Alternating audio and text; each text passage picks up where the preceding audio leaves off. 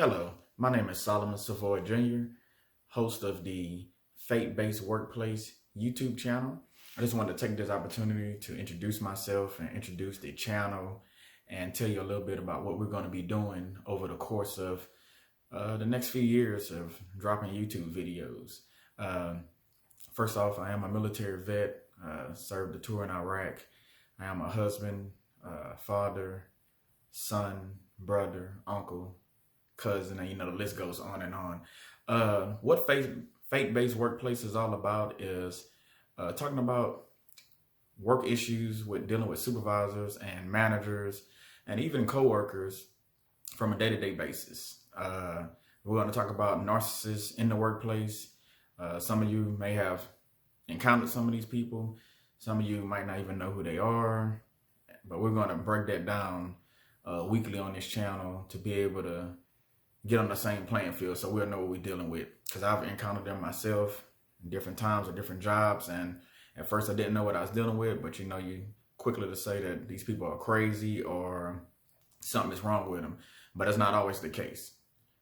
It's some deeper issues and different things that are actually going on with them, and we're going to dig into that. So this introduction video is just introducing me to the channel and introducing y'all to me, and then we're going to hopefully build up a following and hopefully talk about some good things for time to come. First, I want to discuss, how narcissist leaders and how they interact with people and what their main calling, I guess, going to work, should be or could be in different situations. So I wrote down a couple of things. So being it's my first video, I did rehearse a few things, but I'm going to be looking down, reading some of these things, but just want to make sure that I cover the topics that I want to cover to get us all on the same page.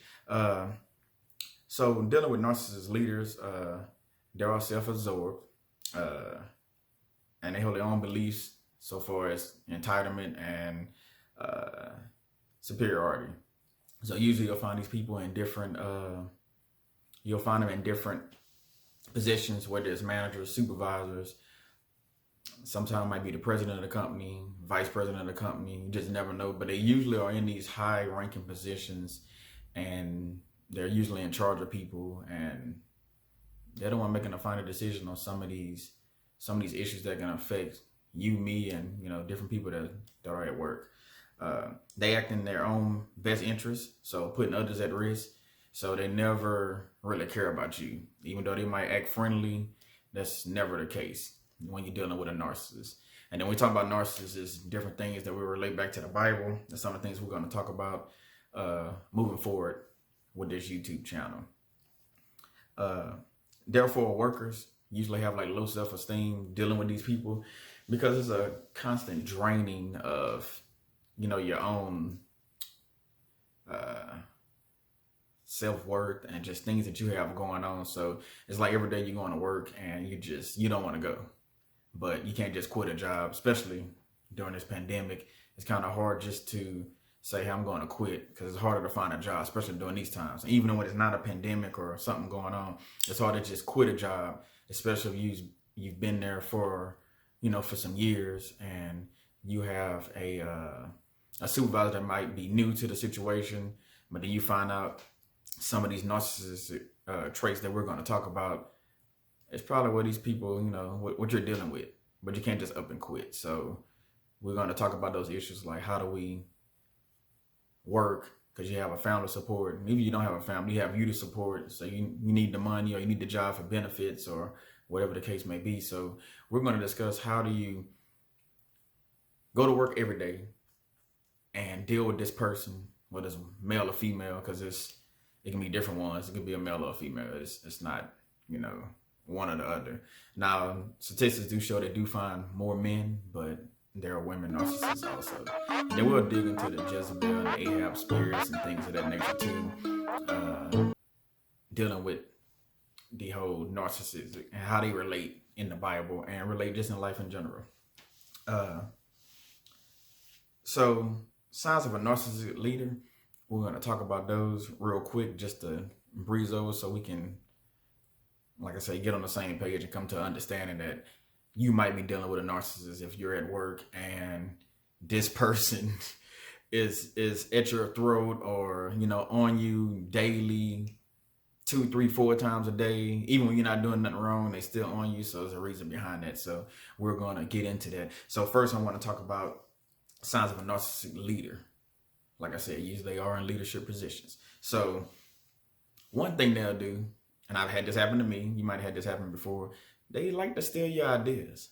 So you might come up with this great plan, whatever it may be, that it's a team meeting and your supervisor or your manager asks, everybody to come up with a plan on how we're going to move forward. Let's say with a safety issue, because I'm a safety guy, so I like doing safety things, safety management and things of that nature. So the manager might come up to the team and say, hey, we need to, come up with an idea to move forward with whether it's lockout, tag out, or wearing PPE. For people that don't know, that's personal protective equipment. Whatever the case may be, it might be at different restaurants, and the supervisors tell that we're gonna come up with a way to clean up fast after people leave, whatever the case is. But you bring up this great idea that's gonna save time, save money, and basically help out not just your supervisor, but your whole team. But instead of you getting credit for that, what usually happens is the supervisor or manager that's in charge will go to their supervisor, because everybody always have a supervisor. They'll go to their supervisor and basically come up like it's their idea, which is, it's sad. It's sad. And then you looking around like, I'm the one came up with that idea, but I didn't get credit for it. And the credit could have been simple as pat on the back. It could have been maybe a gift card. Could have been maybe when the raise come up or promotions come up, they're looking at you because this idea just saved the company thousands of dollars, maybe millions, who knows? So in that case, what I would say is write down your stuff. Whenever you're dealing with a narcissist, you want to write down things, keep track of stuff. Always write down, especially when you're in contact with these people, you want to write these things down. Number 2, they don't care about your time. So I've had this happen many times. I'm pretty sure some of y'all can relate that, you at work, you get off 4, 5, 6 o'clock, whatever time you get off. You home with the family, chilling with the wife and the kids, maybe cooking, or maybe your wife already cooked, but whatever the case is, you're off. You get this email, a phone call. They need this stuff done right now. But you just was at work and they could have told you, these things, and it would have helped out the situation. Or it's the weekend, which is even worse. You're off this weekend, you're already planned a trip to go to the beach, or, take your wife out, or whatever the case is. And here's this email on your company cell phone. Hey, I need you to get to this now. So, that's not respecting of time. So you got to set boundaries with these people. So when you first meet them, you set a boundary, on the weekends, whatever position you're in, if you guaranteed off weekends, you understand things do come up. Because things do come up, especially in safety and different positions, things do come up. But for the most part, they should leave you that time, especially when you're on vacation. That's another one. If you're on vacation, you shouldn't be getting a call about work-related issues. That's the whole point of vacation. So I can vacate. I can vacate the job and get away for a week or however many days I'm away with my family and friends or whoever. So they don't respect your time. Number 3, a lot of them are micromanagers. You look at them, they like to micromanage. They like to know everything you're doing from start to finish. And they're walking in your office constantly. If you have an office or a cubicle or whatever the case is, or if you're out working in the field, they want to know what you're doing every single minute of the day. Whether you're going eating for lunch, or maybe you work midnight shift and you're taking a midnight snack, they want to know where you're at. But my thing is, if they hire you to do a job, they should allow you to do that job. Obviously, you're qualified to get the job, so just let me do my job. Moving on, they're always in your business. So with these people, what I've learned in the past, don't tell them too much. You try to keep things to a minimum. Don't tell them everything that's going on with your life, especially anything personal. You keep it like surface level. Like my wife like to say, keep it surface level and bare minimum, which that's what I do anyway. I don't pretty much tell my business. There's no need for it. They tell you their business, hey, that's shame on them. Number 5, they always want to get all the credit. So that goes back kind of to stealing your ideas, but a little different, because whatever is going on at the job, if they can be in the limelight and maybe get the promotion, they're going to take all the credit for whatever is going on. So it's no I in team. I know you heard that before. And guess what? That narcissist, it's an I in there, but they care about themselves. It's like, I care about myself. So just remember that.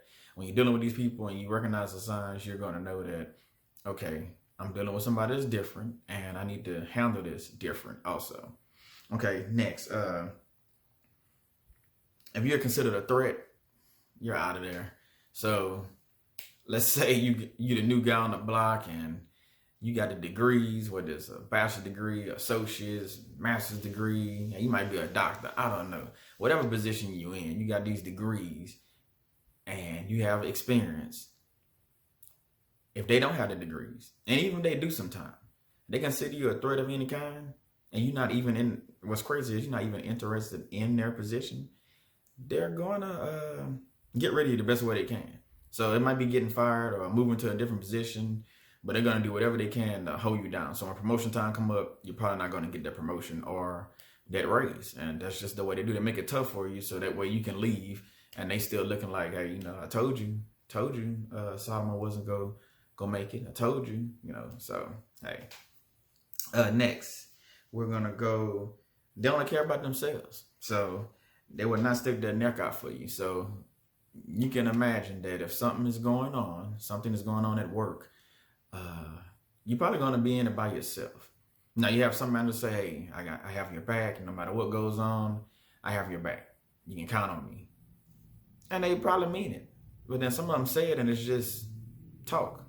They don't back up none of that. So when something happens, they would throw you under the bus, or they're going to say, you know, well, I didn't have a talking with him, and that might be a lie. So that's why you have to document everything that's going on. So next, we only got a few more. So I just wanted to, to make the first video. So we have a few more. So next, when it's time for promotion, you're probably going to get screwed. And that's happened to me before. I'm pretty sure it's happened to you. You're wondering why you didn't get the promotion. You was number one in the company to probably move up to this next position, even if it's a lateral move or a promotion.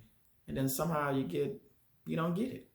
And you wonder what it is. And the manager, your friend, manager, is telling you that, hey, I did everything I could to get you. I don't know why they didn't take you, put you in that position and promote you. But when you really dig a little bit deeper and talk to a few people, you're going to realize that they didn't do everything they could. They actually did the exact opposite. They did everything they could to not get you the position. That's what I'm saying. So just remember that. So again, document everything. When you're dealing with a narcissist at work, document your stuff and make sure that you know what is going on at all times. You need to know your business and their business, basically. I know that's crazy, but it's the truth. What's funny about narcissism, supervisors and bosses or managers, I don't like bosses, but managers, they usually late for their own meetings. You ever notice that? You have a meeting that's set up for 10 or 9 a.m., whatever the case is, and they're 10 or 15 minutes late. And they always have the excuse on why they're late. But if you show up late for that meeting, you already know where I'm going. You're going to get a write-up. You're probably going to get written up, and they're going to throw it in the file. But if they late, no harm, no foul. Nobody gets in trouble. Everything is peaches and cream. Just moves on. So it shouldn't be that way. Again, document. You want to document these things and say, hey, if they write you up, well, look. And it's not being a tattletale. It's covering your own butt because this is your job. This is your livelihood you're playing with. So you want to make sure you let everybody know that, yeah, I was late for this meeting. Might be my first meeting I was late for, but my supervisor's late for every meeting. So if you're going to write me up, maybe you need to get a write-up too. Go ahead and write one up for yourself too. That's just my thought on that. And last, number 10, they will talk about you when you're not around. You can count on that. You tell them any kind of information, you can best believe they are going to tell people about your personal business. That's why I say don't tell them your personal business. So anything going on at home with your wife or your kids, if you don't tell them because everybody at the job is going to know what's going on. So if your wife cheating on you or you cheating on your wife, or it might not even be that bad. It might just be, just a different issue at the house with the water heater or the AC, whatever the case is. But you don't want people knowing your business. Don't tell the narcissist. Just remember that. Don't tell the narcissist. And there are other people you probably want to tell too, because they just talk too much. But don't tell a narcissist. And in closing, there are numerous reasons people can be a narcissist. And we're going to, like I said, we're going to dig into that. Each week, we're going to pick apart one of the issues or something that's going on with the supervisor or the manager at work. And we're going to dig into that and figure out, what is it? Is it really they just crazy? Or do they have a disorder? Or are you dealing with a narcissist? Is it an Ahab spirit? Is it a Jezebel? And Jezebel is not always women, just so you know. So we'll break that down in the coming weeks. So once again, this is Faith-Based Workplace, Faith-Based Workplace YouTube channel introduction, and hope to be seeing you around. Thank you.